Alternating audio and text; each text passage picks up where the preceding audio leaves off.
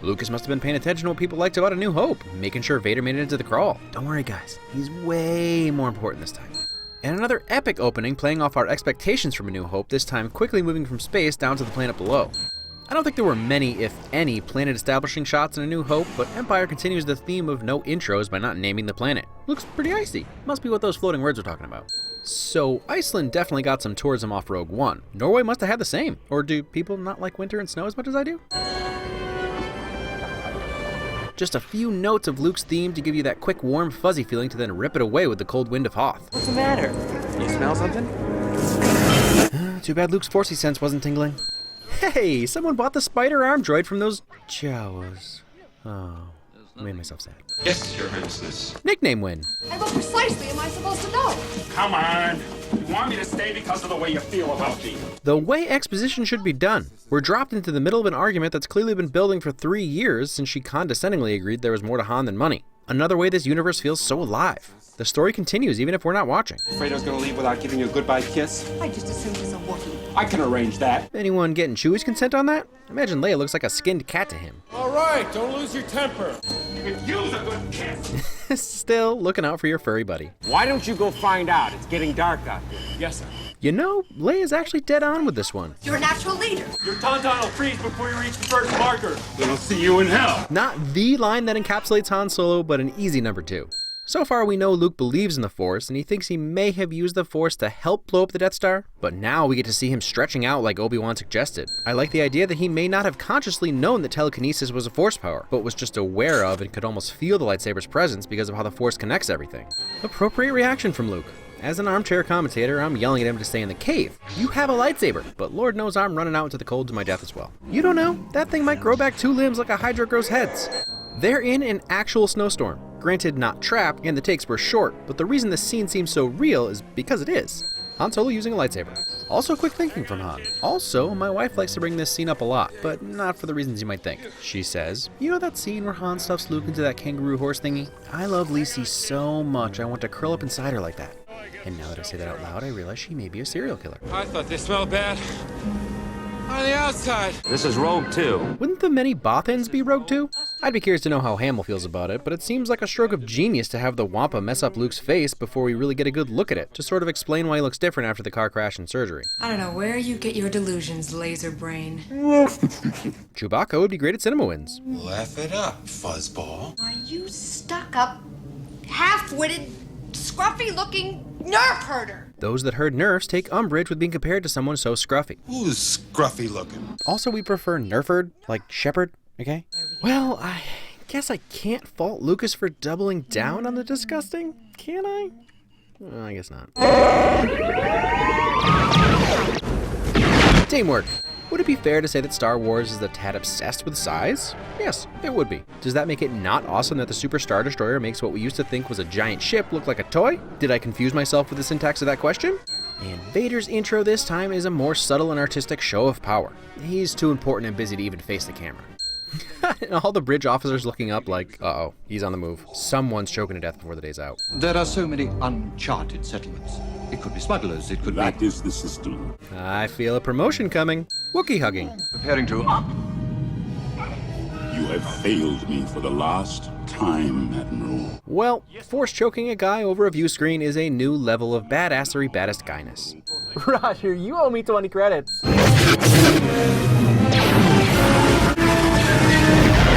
I remember that being a lot harder in Rogue Squadron. N64? I'm too old? Right now, I feel like I could take on the whole Empire myself. Oh yeah? Then why'd you put on that red shirt? The anticipation of what is coming for them. I don't think the original Empire trailer showed walkers, or Yoda, or even a single lightsaber. Man, trailers have come a long way. You used to go to a movie and get to be surprised. Anyway, what was I talking about? AT-ATs! Another unique, humongous, terrifying mech. Such an awesome sci-fi version of a tank. And let me stop you. Stop writing. You can't convince me to call it an AT-AT. So just don't bother. If you're really curious, check out the Nerdist video in the description. I obviously say ATST, but I've said AT-AT from the first time I read it. I'll never change. I'm not mad. They're getting mad. I'm not gonna chill out. You chill out. And what a battle! Tense but fun. Aesthetically, it's completely different from anything in A New Hope. Spider-Man would be proud. If Tom Holland ever watches this movie. This one goes there, that one goes there. They never let us forget about the rest of our buddies, even while the real action is going on outside. And just in general, I love that the Falcon is rarely in working condition. It plays so well into Han's character and the realism of this universe. You know, this scene is always so tense I never noticed Luke checking if Dak was alive. Even in the face of imminent miniature crushing, Luke does the honorable thing. Oh my, what a yup shot. Belly grenade! Couple things, huge fan of the Winter Trooper armor, showing the adaptability of the Empire, and some creativity and willingness to not just show us what we know from A New Hope. Actually taking a risk that people would say, well now who are those guys? And a testament to Vader's presence, all he needs to do is enter a room and he's cooler than you'll ever be. Optimism. It's funny, every time I see that I think, man, they're awfully close to each other, and then they bump into each other. Even the Empire isn't above making Jar Jar level mistakes. Man, Vader would have force choked him out so fast. Watch this. Reliability. Sir, the possibility of successfully navigating an asteroid field is approximately 3,720 to 1. Never tell me the odds. How do the odds change when you add in seismic charges? And listen to that swelling score. You wouldn't think Williams could possibly improve from his first go, and then he gives us the asteroid field. Well, I guess technically this was true. I'm sure it's perfectly safe for droids. I mean, he's alive, isn't he? First glimpse of Vader without his helmet does not make you see him more human. Not even Admiral Piet has any sympathy for him. And another amazing creation that's not initially explained. We know it's his meditation chamber now, but if you think about it, he was obviously in there with no helmet, so it's a place he can survive without the assisted breathing. Sir, it's quite possible this asteroid is not entirely stable. Astute observations. I'm glad you're here to tell us these things. I mean, what Han said. Something familiar about this place. There are a million reasons he may have said that. But in 1980, I believe he was specifically talking about the strong Force presence created by Yoda, something he couldn't really put into words yet. Later, he shows the same power Vader has of recognizing when a Force user is nearby. I see this as the first incarnation of that. Oh man, I envy kids seeing this for the first time who've never seen a picture of Yoda. Okay, maybe it's impossible to fall for this misdirection, but everything about this setup is furthering the statement Vader made in A New Hope. The ability to destroy a planet is insignificant next to the power of the Force. And this is Luke getting his first taste. It's really a strange place to find a Jedi Master. I'm not picking up any cities or technology. Luke still doesn't know what to expect, but I think Coruscant was more what he was picturing, and probably somebody looking like Mace Windu or Qui-Gon for the Jedi Master. The idea that a tiny, decrepit little green trickster could be a Jedi Master never occurred to him, and it's really his first step in starting to truly understand the Force. I don't know. Somehow this works, and always has, while other comic relief characters sometimes fall flat in their dumb faces. I know I don't shut up about attention to detail, but look at this crap. They built this little contraption just so Leia would have some repair work to ignore Han with, while Han tried to flirt and get under her skin. It's total immersion. It's an important relationship moment that puts you on edge. The tight camera angle, the confined space and tension of will they, won't they. Love that the bridge gets blown up and then we see the hologram fade out. Perfect representation of how much Vader wants to find the Falcon and how little he cares for entire Star Destroyers. This boy is the offspring of Anakin Skywalker. First, I realize it's a plot device, but I still love that Sidious talks about Anakin like he's a different person from Darth Vader, because he is. And second, Vader has separated himself so much from his Jedi identity that he's not even mad the Emperor may have lied to him about Padme's death. The Force is strong with him. The son of Skywalker must not become a Jedi. Although he does reveal that Sidious is afraid of Luke later, so maybe he is mad deep down. For 800 years have I trained Jedi. My own counsel will I keep on who is to be trained. Yoda is such a special character. When we first meet him, he's goofy and annoying, even if he's dropping hints of his wisdom with lines like, "Force not make one great." But the second he decides to reveal himself, he becomes the wise old master immediately, and you can see Luke recognize it. And the puppeteering and animatronics done with Yoda are phenomenal. Not a huge surprise with Frank Oz behind him, but man, the details in his ears and eyebrows. He still looks amazing. I'm not afraid. You will be. At the very least afraid of seagulls. I have a bad feeling about this. No feelings were harmed in the making of the scene? No cave. What? Another expectation subversion, which apparently Luke is meant to be funny? We just thought it was cool, George. A Jedi uses the Force for knowledge and defense, never for attack. I'm just gonna throw 10 wins on here. Let's be honest, everything out of Yoda's mouth is perfect. And great advice that goes beyond just Force training. The entirety of the Jedi way was pulled from what he teaches Luke in these short scenes. You're not listening to me, are you? You're trying to hear Yoda. Mark Hamill's workout routine? That place is strong, with the dark side of the Force. Interestingly, there's an entire backstory about a dark Jedi being killed in the cave and Yoda actually using the dark side of the Force to hide his own presence. And that's all great, but just as an unexplained dark side cave, it's another interesting addition to the vast Force history these movies allude to. You gotta love that the Imperial March doesn't play, letting our brains subtly know that that's not really Vader. And exactly what Yoda said was true. Luke brought fear into the cave with him, so Vader appeared. He drew his lightsaber first, so Vader drew his. Aesthetically, I love the use of the slow, glitchy frame rate to signify the dreamlike feeling. Dad shadowing. Also, setting up Luke's final arc. I'll talk about it more when I wrap this whole thing up, but from here to the end of Jedi, this story is about Luke's slippery slope to the dark side and becoming the thing he fears most. This is the first manifestation of that fear. Bounty hunters. We don't need that scum. Yes, sir. What? Is your name Yes Man?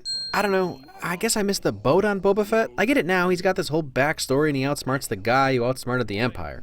So, you know, he cool. I'm moving to attack position. Well, it almost worked in A New Hope. If it wasn't for that hangar full of troopers. Also courage. Do or do not. There is no try. Amazing line, but that's actually dangerous advice. And isn't really a life lesson? Trying and failing is okay. But in the context of the Force, what Yoda is actually trying to get Luke to do is let go of what he believes are his physical limitations within the Force. It's sort of a semantics issue. In Luke saying he'll try, the implication is that he leaves room to and even expects to fail. And so Yoda already knows he'll fail and says as much. I don't believe it. That is why you fail. Luke needs to genuinely believe he can lift the X-Wing, but it isn't until Yoda does that he even sees it as a possibility.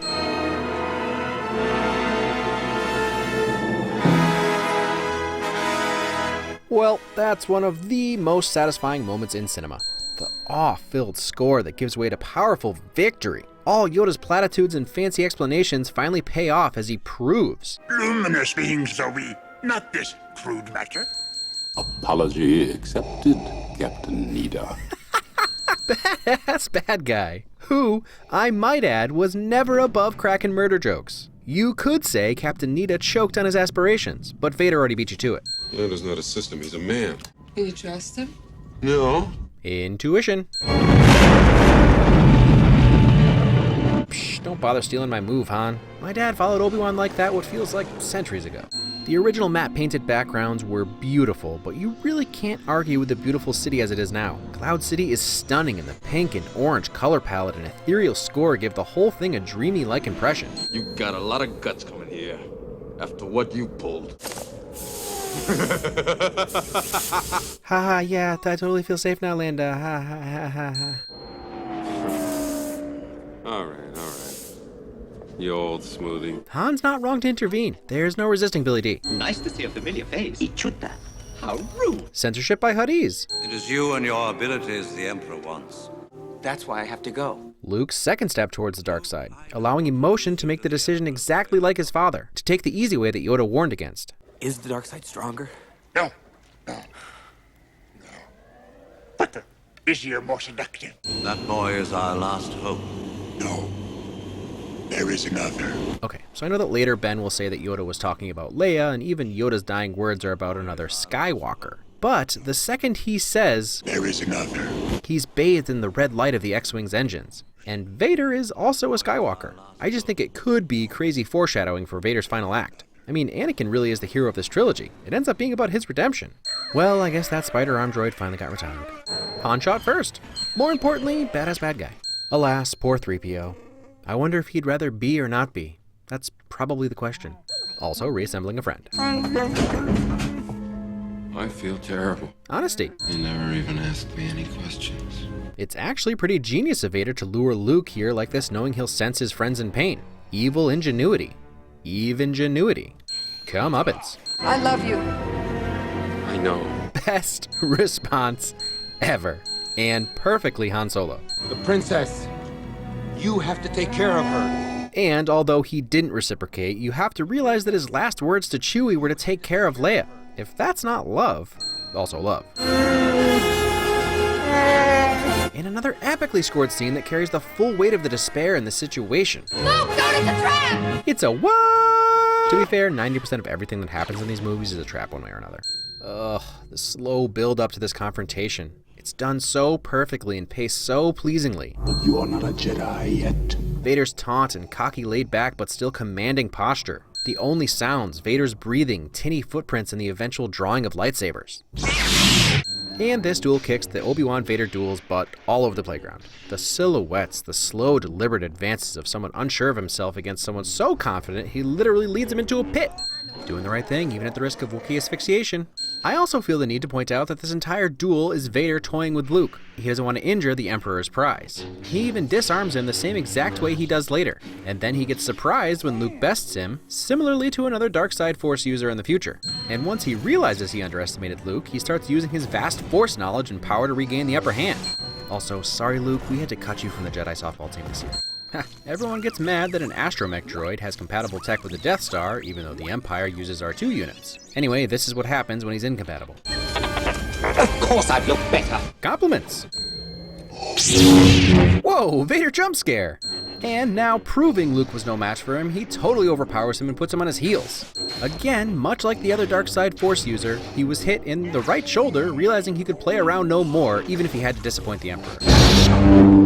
Man, another one of those things we take for granted, but I remember vividly the first time I saw that. The main character just lost a hand. Am I even old enough for this? He told me you killed him. No. I am your father. Greatest twist ever. Better than Kaiser Sose, Norman Bates, Rosebud, or being a ghost the whole time.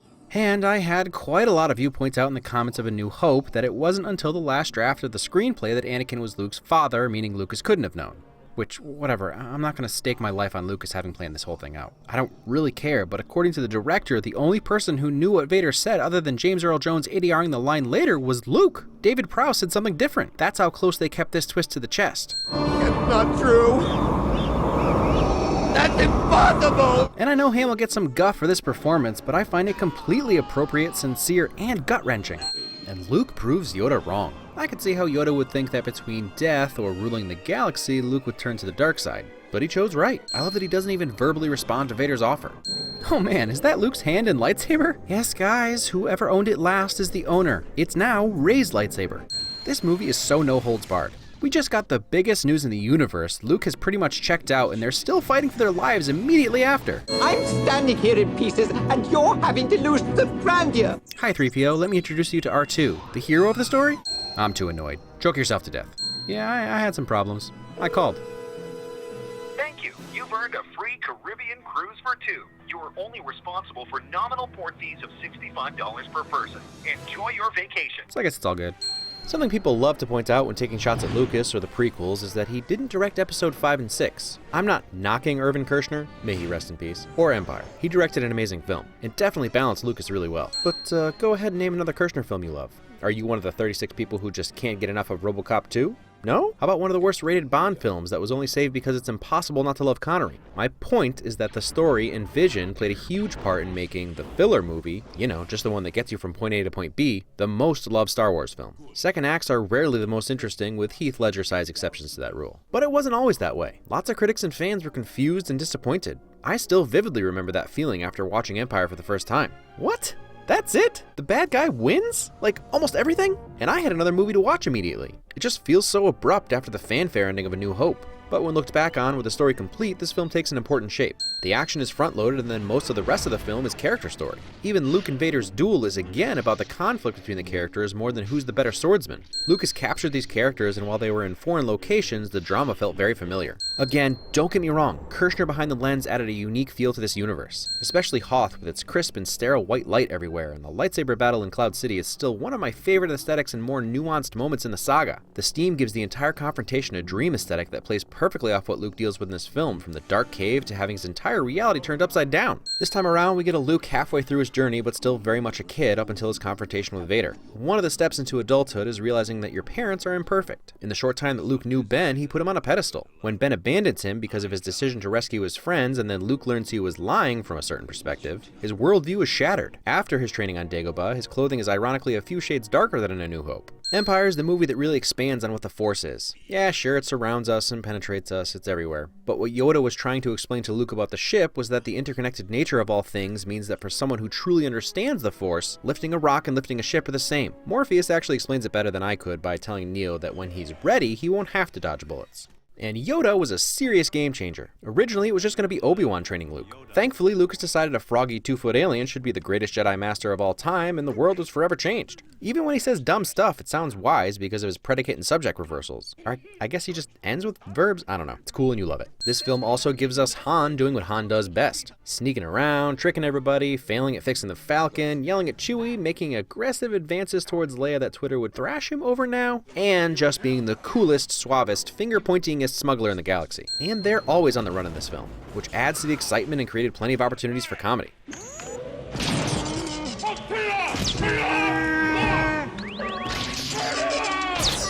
Then, over on the dark side, we get a fully realized Darth Vader. He is the man in charge in this film. We get the idea that the Emperor is out there, but for practical purposes, Vader runs the show in Empire, and it makes this reveal all the more painful. Something that makes this story so heavy is how focused the Empire, the entire Empire is focused on Luke. Vader and the Emperor know without Luke, the rebels will really struggle, and if they can turn him, it's all over. It's such a huge conflict centered around a few key players. And then there are the details. So many little details that were added or maybe just amplified in Empire, like these little hilarious nuanced movements from R2 and glances of disbelief from 3PO or a simple shrug from Leia. Things you probably don't even consciously notice on multiple viewings. But I think your brain registers it and it makes these characters so real. I love everything about this film as many others do. The pacing, the act structure, the way it leads so streamlined to this confrontation like an unavoidable train crash. Every location is vibrant and unique, every musical cue is more grandiose than before, and there are very few films that end on such a somber note that don't depress me, or make me want to watch again and again and again. There isn't a single thing that I would change about this film.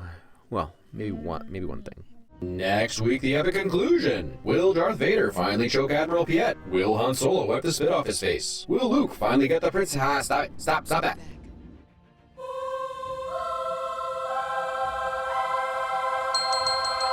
Having trouble with your drug? No problem. Why?